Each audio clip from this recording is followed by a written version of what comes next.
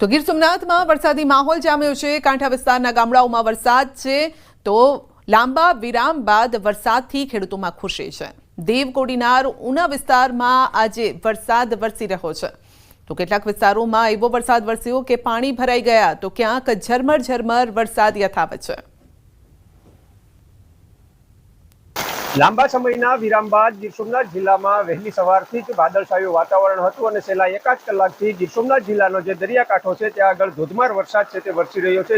જોઈ શકાય છે જે પ્રમાણે આ જે દ્રશ્યો છે તે કોડીનાર તાલુકાના છે અને કોડીનાર તાલુકાના દરિયાકાંઠાના જે ગામો છે ત્યાં આગળ છેલ્લા એકાદ કલાકથી ધોધમાર વરસાદ છે તે વરસી રહ્યો છે। તો સાથે સાથે ઉના અને પ્રવાસન સ્થળ દીવ છે કે ત્યાં આગળ પણ છેલ્લા એકાદ કલાકથી વરસાદ છે તે વરસી રહ્યો છે। છેલ્લા એકાદ કલાકના વરસાદને લઈ અને ખેડૂતોના જે પાક હતા જે છેલ્લા એકાદ મહિનાથી મુરઝાતા હતા ખેડૂતોએ 2 થી 3 જેટલા પાણી છે પિયત પણ આપ્યું હતું અને તે પિયત આપ્યા બાદ આજે ફરી જ્યારે મેઘરાજા મંડાયા છે ત્યારે ગીરના ખેડૂતો છે તેઓ ખુશખુશાલ જોવા મળી રહ્યા છે। કારણ કે ખેડૂતોને ક્યાંક ને ક્યાંક એ પ્રકારની આશા હતી કે છેલ્લા એકાદ મહિનાથી જે વરસાદ નથી વરસતો તેમને કારણે દુષ્કાળ જેવી સ્થિતિ છે તે નિર્માણ પામશે, પરંતુ આજે જ્યારે મેઘરાજાની ધમાકેદાર એન્ટ્રી થઈ છે ત્યારે ગીરના જે ખેડૂતો છે તે હરખાયા છે અને સતત વરસાદને કારણે ગીર સોમનાથ જિલ્લાના ખેડૂતો છે તેઓમાં ક્યાંક ને ક્યાંક ખુશી જોવા મળી રહી છે।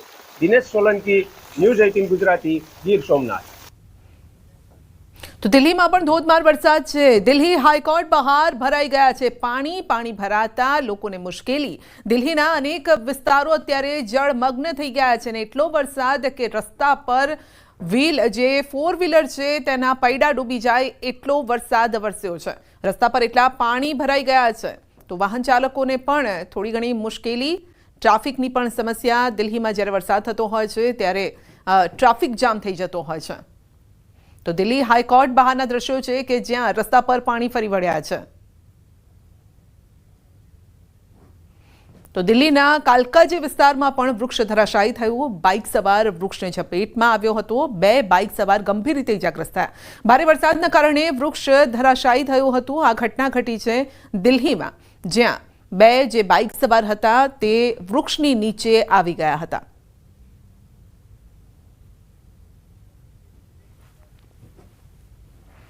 તો વલસાડમાં વિરોધ પ્રદર્શનમાં ફસાઈ એમ્બ્યુલન્સ। ધરમપુરમાં ચાલી રહ્યું છે વિરોધ પ્રદર્શન। રેલીના કારણે ટ્રાફિક જામ થયો હતો। પોલીસે રસ્તો જે છે એમ્બ્યુલન્સને બહાર કાઢી હતી, રસ્તો બ્લોક કરી થોડા સમય માટે અને ત્યારબાદ જે ટ્રાફિક હતો તે ટ્રાફિકને હળવો કરવાનો પ્રયત્ન કર્યો હતો।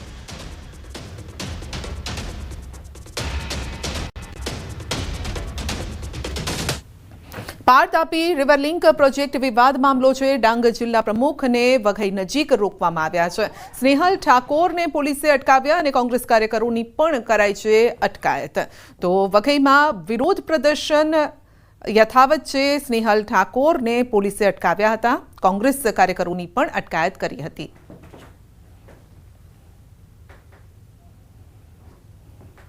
દાહોદના કતવારા ગામેથી ખાતરનો જથ્થો ઝડપાયો છે। 2 પિકઅપ વાનમાંથી ઝડપાયું છે ખાતર। મધ્યપ્રદેશ લઈ જવાતું હતું ખાતર અને 150 થેલી ખાતરનો જથ્થો જપ્ત કરાયો છે। નાયબ ખેતીવાડી અધિકારીએ પણ આ અંગે કાર્યવાહી કરી છે।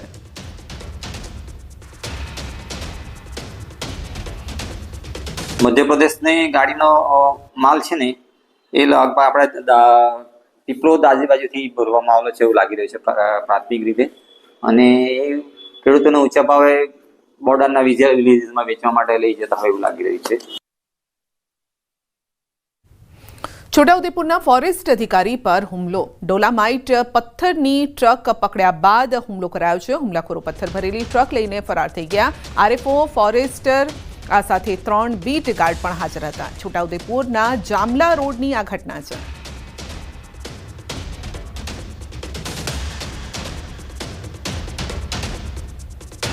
પંચમહાલના મોરવા હડપમાં આધેડનું ડૂબી જતા મોત થયું છે। કસનપુર પાનમ નદીમાં સ્નાન કરવા ગયેલા આધેડનું ડૂબવાથી મોત થયું છે। જેઠાભાઈ બામણિયા નામના આધેડનો મૃતદેહ બહાર કઢાયો। 3 કલાકની ભારે જહેમત બાદ ગોધરા નગરપાલિકા ફાયર બ્રિગેડે મૃતદેહ બહાર કાઢ્યો હતો। આધેડના આકસ્મિક મોતને લઈને પરિવાર પણ શોકમાં છે। મોરવા હડપ પોલીસની ટીમ ઘટના સ્થળે પહોંચી છે।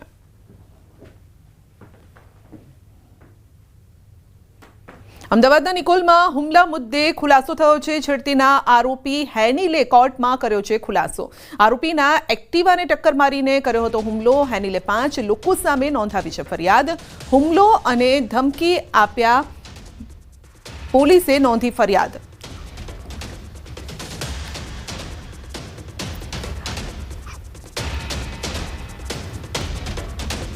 અમરેલી જિલ્લા જેલમાં 15 વર્ષથી આજીવન સજા ભોગવી રહેલા 5 કેદીઓને મુક્ત કરવામાં આવ્યા છે.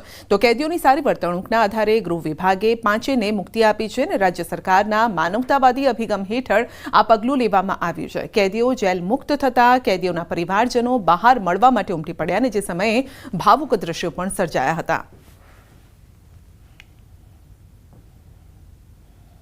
આજે અત્રેની અમરેલી જિલ્લા જેલ ખાતેથી પાકા કામના 5 કેદીઓને વહેલા જેલ મુક્ત કરવામાં આવેલ છે. તેમજ વહેલા જેલ મુક્ત થતા 5 પાકા કેદીઓને હું જણાવું છું કે તેઓ સમાજમાં એક સારા અને સાચા નાગરિક બનીને પુનઃસ્થાપિત થાય એવી અમને સુવિધા પાઠવું છું. સુગર ફ્રી સ્કૂલ મિશનની શરૂઆત થઈ છે. ડીઓએ મિશનની કરાવી છે શરૂઆત. વાડજની એન્જલ સ્કૂલથી આ મિશનની શરૂઆત કરાઈ છે. તો શાળામાં ડોક્ટર આપશે હેલ્થ ટિપ્સ. દરેક શાળામાં દર અઠવાડિયે હેલ્થ ટિપ્સ આપશે. તો એમએલએ હર્ષદભાઈ અને જીતુભાઈ હાજર રહ્યા હતા. જ્યાં આ અવેરનેસની સ્વાભાવિક જરૂર છે, જ્યાં દીકરાઓને મારું શું અને મારે શું એવું કંઈ કલ્પના ના હોય, ત્યારે એને એના સ્વાસ્થ્ય માટે આગામી સમયની અંદર સરસ મજાનું માર્ગદર્શન આપીને પ્રેરિત કરવા માટેનો આજનો આ પ્રયત્ન છે કે રામ સેતુની ખિસકોલી બનવાના ભાગરૂપે અમદાવાદ શહેરની તમામ શાળાઓમાં મારા ડૉક્ટર ગુરજીત પરમાર અને એમની સમગ્ર ટીમ ઓનલાઈન માધ્યમથી અમદાવાદ શહેરના બીજા નિષ્ણાત ડૉક્ટરો પણ જોડાશે. દર અઠવાડિયે 15 મિનિટ જેટલું બાળકોને હેલ્થમાં માત્ર ફિઝિકલ એવું જ નહીં, ફિઝિકલ અને મેન્ટલ વેલનેસ માટેનું આખું એક કાર્ય શરૂ કરવામાં આવેલું છે. મહેસાણા દૂધસાગર ડેરી દ્વારા અદ્યતન ટેકનોલોજી વિકસાવવામાં આવી રહી છે. દૂધસાગર ડેરી દ્વારા નવી ટેકનોલોજી એમ્બ્રિયો ટ્રાન્સફર થકી નબળા પશુમાંથી આવનારું પશુ તંદુરસ્ત થશે. એટલે કે તે જેને જન્મ આપશે તે નબળું નહીં હોય. એમ્બ્રિયો ટ્રાન્સફર ટેકનોલોજીથી કૃત્રિમ બાળક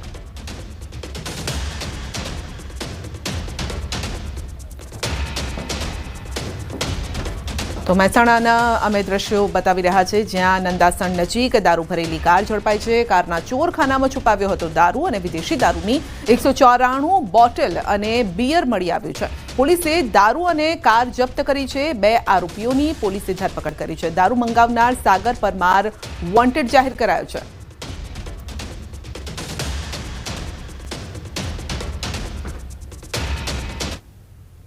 સુરતમાં ગેસ ચોરીના રેકેટનો પર્દાફાશ થયો છે. ગેરકાયદેસર કનેક્શન મેળવીને કરાતી હતી ચોરી અને પાઇપલાઇનને નુકસાન કરીને ચોરી કરતા હતા. 43 લાખની ચોરી કરનાર 2 લોકોની ધરપકડ કરાઈ છે. ગુજરાત ગેસ કંપની દ્વારા નોંધાવી હતી ફરિયાદ અને ગેસ લાઇનમાંથી ગેરકાયદેસર કનેક્શન તેઓ મેળવતા હતા.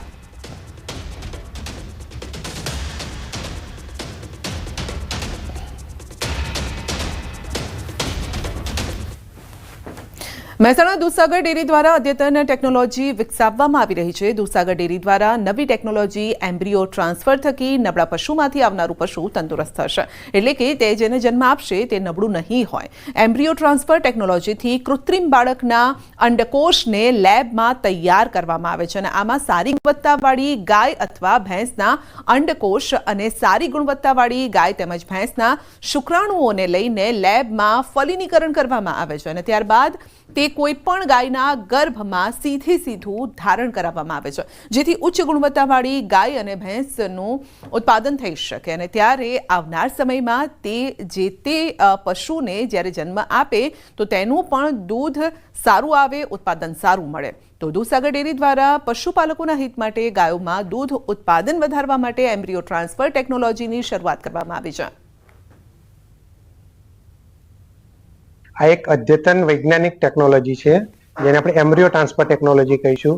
આ ટેકનોલોજીમાં ઉચ્ચ ગુણવત્તાવાળી ગાય અને ઉચ્ચ ગુણવત્તાવાળા સાંડનું શુક્રકોષ અને ગાયનું સ્ત્રીબીજ બંનેને લેબોરેટરીમાં ફલિનીકરણ કરી એમ્બ્રિયો બનાવવામાં આવે છે અને એ એમ્બ્રિયો આપણા મિલ્ક શેરિયામાં ઓછું દૂધ આપતી ગાયમાં મૂકવામાં આવે છે. જેને આપણે એમ્બ્રિયો ટ્રાન્સફર ટેકનોલોજી કહીશું. જે ગાયો રેગ્યુલર ગરમીમાં આવતી હોય, રેગ્યુલર બીજદાનથી થેરી જતી હોય અથવા ગાભણ થઈ જતી હોય એવી ગાયોમાં જ કરીશું. કારણ કે આપણે ઓલાદ સુધારી છે તો સારી ગાયો હશે તંદુરસ્ત ગર્ભાશય વાળી, તો એમાં ટ્રાન્સફર કરવાથી આપણને ઝડપી લાભ મળશે. સુરેન્દ્રનગર જિલ્લા પુરવઠા વિભાગને ફરિયાદ મળી હતી કે અમુક લોકો આર્થિક રીતે સક્ષમ હોવા છતાં પણ ઓછી આવક દર્શાવી અને રાશન કાર્ડ પર સરકારી અનાજનો જથ્થો મેળવે છે, જેને લઈને જિલ્લા પુરવઠા વિભાગ દ્વારા અત્યાર સુધીમાં અંદાજે 4500થી વધુ રાશન કાર્ડ ધારકોને નોટિસ ફટકારવામાં આવી છે. જોકે તેમાં પુરવઠા વિભાગ દ્વારા કોઈપણ જાતની ચકાસણી વગર આડેધડ નોટિસ ફટકારી હોવાથી એ પ્રકારની વિગતો બહાર આવી અને જેને ખરેખર જરૂરિયાત છે તેવા પરિવારોના પણ રાશન કાર્ડ બંધ કરી દેવામાં આવ્યા હોવાનું લોકો જણાવી રહ્યા છે. નોટિસ આપવામાં પુરવઠા વિભાગે કોઈ પણ જાતની ચકાસણી કરવાની તસદી પણ નથી લીધી. માત્ર બેંકના જે ડેટા મળ્યા હતા તેના આધારે તેમને મોકલી આપ્યા છે અને જેથી લોકોમાં નારાજગી પણ જોવા મળી રહી છે. મળે છે 45 વર્ષથી અનાજ મળે છે મને. અત્યારે હવે નોટિસ આપી અને અનાજ બંધ થઈ ગયું. અત્યારે નોટિસ આપીને એટલે હવે બંધ થઈ ગયું. હવે અનાજ ન મળે તો મારે શું કરવું? હવે કેટલી આવક છે તમારી? આવક કેટલા દર મહિને કેટલા વ્યાજ આવે તમારા પતિ ગુજરી ગયા પૈસામાંથી? 2200 રૂપિયા. મને પુરવઠા વિભાગ મામલતદાર તરફથી એક નોટિસ મળેલી છે, જેમાં અમારું રેશન કાર્ડ બંધ કરવાનું લખેલું છે. તો મારી દીકરી અત્યારે હાલ દિલ્હી નોઈડામાં નોકરી કરે છે પ્રાઇવેટ કંપનીમાં. તો તેની આવક જોઈ અને મારે રેશન કાર્ડ બંધ કરવાનું, અનાજ રેશન કાર્ડ બંધ કરવાની વાત કરે છે. તો સરકારશ્રીને મારી વિનંતી છે કે આપ જરા તપાસ કરો. મારી દીકરી 5 વર્ષથી દિલ્હી છે, એ અમારેથી અલગ રહે છે અને એનો પગાર મારામાં ગણે. વર્ષ પછી એના લગ્ન થાય તો અમારેથી તો એ અલગ જ થઈ જવાની. તો મારામાં જે આવક ગણી છે એ ખોટી વાત છે એમની.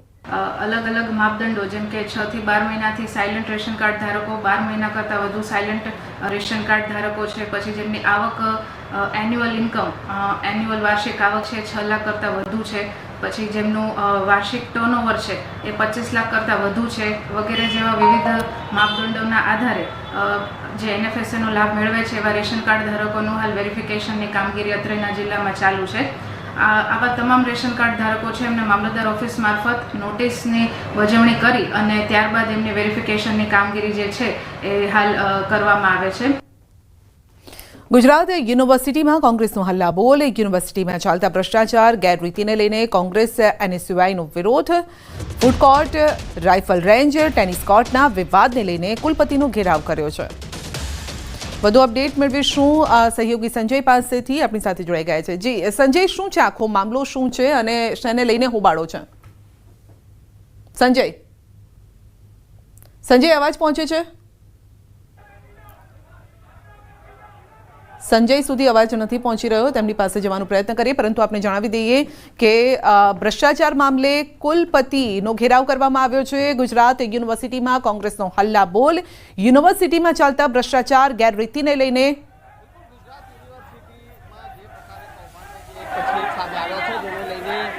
કોંગ્રેસ અને NSUI જે છે તેના ઉગ્ર દેખાવો ગુજરાત યુનિવર્સિટીમાં જોવા મળી રહ્યા છે અને એક પછી એક જે કૌભાંડો સામે આવ્યા છે તે પછી રાઇફલ ક્લબ જે છે ખાનગી રાઇફલ ક્લબ ખાનગી સંસ્થાને આપી દેવાની વાત હોય કે પછી યુનિવર્સિટીની જમીન જે છે કે તે પ્રાઇવેટ સંસ્થાને આપી દેવાની વાત હોય, તમામ મામલે ક્યાંક ને ક્યાંક જે છે એ વિરોધ જે અત્યારે જોવા મળી રહ્યો છે અને એ મામલે ક્યાંક ને ક્યાંક અત્યારે હાલ આપ જે જોઈ શકો છો કે મોટી સંખ્યામાં કોંગ્રેસના કાર્યકરો છે.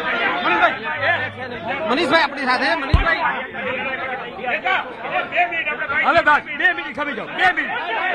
સંધ્યા જે છે કે અત્યારે હાલ આપ જે જોઈ શકો છો કે મોટી સંખ્યામાં જે ઉગ્ર દેખાવો કે NSUIના જોવા મળી રહ્યા છે. આઈજી આપણી સાથે.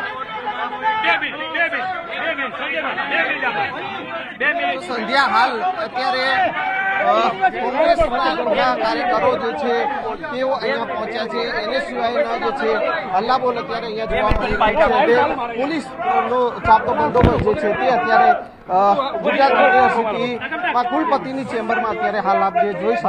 ઉભો થઈ જા ભાઈ.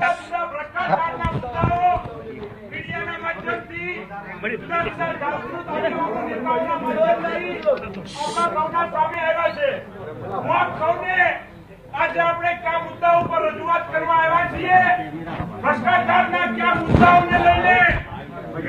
સત્તાધીશો સામે આપણો આક્ષેપ છે એની ટૂંકમાં વાત કરવા માંગુ છું.